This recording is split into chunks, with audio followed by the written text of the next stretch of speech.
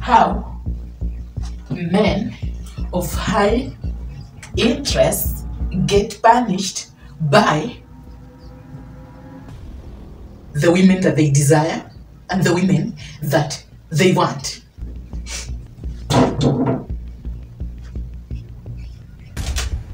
Before I continue, have I ever asked anything from you guys?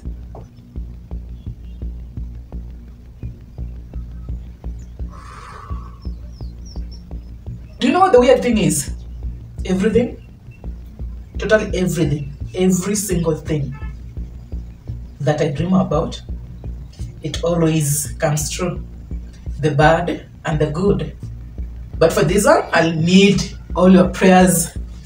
You can never underestimate anything. It might be happening to someone else, but it's also not a good thing per se. Women and the society, they know that a word will heighten, break, or loosen a man's perception of reality. For Hannah, she knows that for you, Isaac, using your words, it's only in two lanes. Either you are in a relationship with her, you are dating, she is your fiancée, she is your wife, she is your girlfriend, she is the lady that you're trying to approach, she is someone you have been admiring and you really want her. Unfortunately for you, Isaac, every word you use, she tells herself, either you are using this word to deceive me because that is what you want, and using the words will convince me to comply to your demand because of what you want, and what you want matters to you. So it's not about the word itself, it's about what you want.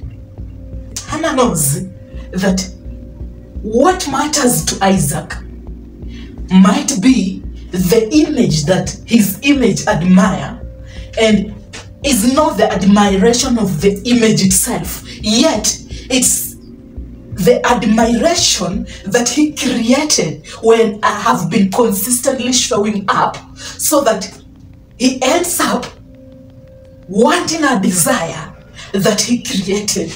So he is communicating to fulfill a desire that he created, and it's not a desire that he needed. She believes that desire is not the word, is not the thing that you want from her. But desire, it's the reaction behind an energy that you are getting when she is showing up consistently.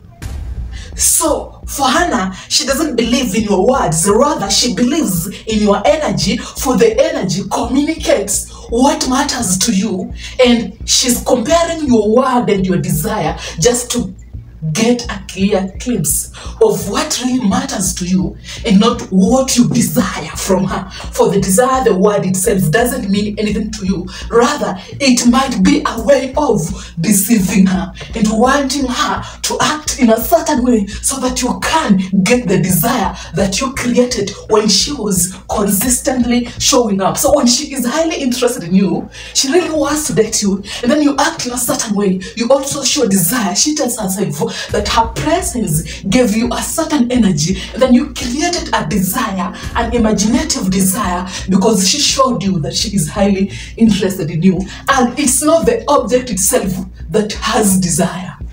For Hannah, the object itself wants a different desire. There is Isaac, you, and then there is the object. Okay? So you, this is the real you, and this is the object that you think exists in you. So this object has created a desire because of Hannah showing up consistently. So this image that you think exists in you has created a desire towards Hannah that you think that is a desire in you. Yet, in her psychological structure, that desire that desire is being wanted by this image, but this image is not you. So she won't believe your words. Like, you will want someone else as an identity because of what other people perceives about you when you have her. So she knows that communicating love, communicating fantasy, communicating feelings, communicating certain words to her, it's not a confirmation that those words means what you want or you really desire her. Rather, it means you really need to get rid of a desire that you created in your head through her. Your one question will be, why did I tell you to pray for me? Like I said, everything that has happened in my life, every single thing that has happened in my life for the past 5 to 6 years, I have dreamed about it before it happens. I have ended up succeeding through challenges because I already saw it coming. You get my point? Through dreams, not in reality actually. And we have very few good people, very few. But God will always use them to protect you. And God will also use you to protect them, right? When Isaac is communicating to me, and he really wants to have a relationship with me, he's communicating words that will convince me to see the world in the same lens he wants me to see, so that I can comply to his demand. And sometimes it might be through what? It might be through what? Vibe, energy, tone, control. And that is what she understands. You just need to insert a certain belief, intuition, feeling, so that she can comply to your demand. Maybe that is not true, and you want to have a serious relationship with her. She doesn't see it that way. She understands everything as a trap. So for a psychological structure, that is what she understands. When you try to communicate love and care, when you try to approach her, she's always questioning your intent. So for her, she is so watchful not to get caught up in your words, because your words means nothing. And that is why women are always ahead psychologically. When you tell her that I love you, she's asking herself, is he using this word to deceive me so that I can see the world in the lens he wants me to see for him to finally trap me? Because I don't believe so. He was never interested in me before I ended up showing interest in him. So she doesn't take any of your words seriously, because she comprehends your words as nothing. It has no meaning. This is the weird thing. When Hannah is highly interested in you and she really wants to date you, but then she still doesn't believe your words, she will just question herself, do I really want this to go down?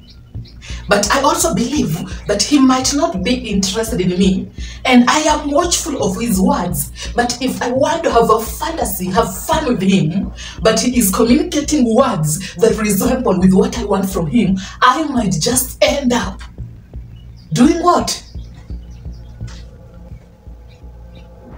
Complying. Because when I comply, I can get what I desire from him. But what I think of him, maybe his words are just as a way of Isaac getting what he wants from me, then this is a confirmation finally that I will use this perception to exist without feeling guilty, so that I can blame him for the fact that he never had a genuine intention and he never wanted a serious relationship. Most of the time, Hannah will ask herself, what can I do to exist in this relationship without Isaac labeling me as slutty, because I'm the one who was highly interested in him, even when he showed desire. The desire that was in him wasn't a genuine desire, yet it was a desire that was created by the image that he thinks exists in him. But the genuine desire that is separate from the object is what he will end up with. So what can I do? Which words can I tell him so that I can exit without feeling guilty and causing him to feel guilty of what happened? That is why you will realize later on, after she walks away, she will end up telling you that you used her. You just slept with her. Your work is to just sleep around. You are an F-boy. And you never wanted a serious relationship. But remember, she knew. You know, women can tell when a guy just wants to sleep around with her. 90% of the women, they can sense, they can feel it. That this guy just wants to have fun and he doesn't command a serious relationship. So she complies to a game that she believes exists in you so that she can get what she wants from you. Yet she will again give you a perception that she believes your words and she thinks that you want a committed serious relationship. For that will communicate trust from her side, and you can end up complying again to what she wants from you. It's a game in her head, but it's all a subconscious game that she has been planning, and she is always ahead. Okay? When Hannah is highly interested in you, Isaac, she's not doing this to create a feeling that there is a serious committed relationship. She's only doing this to allow Isaac to be available for her to solve her own existing feelings about you. Even when it means sleeping with you and you smashing her, your availability allows her to figure out her feelings and to end up believing that you caused the hurt so that she can feel good. After she made a move and then she dumps you, she subconsciously labels you as the guy who dumped her because she's looking for a reason to have a genuine exit for herself. What is the one thing do you always think about?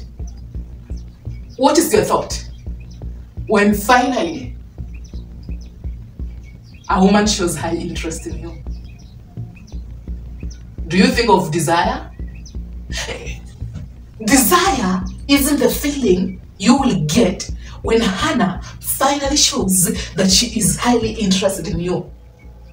Desire in it itself is not the feeling behind your feelings. Desire only heightens the feelings because that is how your psychological mind will be controlled when you try to use the word desire. Just accept the feeling as it is. Okay. Tree. Let's talk about the word tree. You know that tree is an object that is in the field right now, right? But that object, its name is not really tree. It's just an object that exists in that. But what makes it feel like a tree is the word itself and the identity that that object has through the word. The tree was given the word, and that is how we identify it. But we do not know if that is its word, because it's not its word. Am I confusing you guys? What's the name of this thing? What's the name?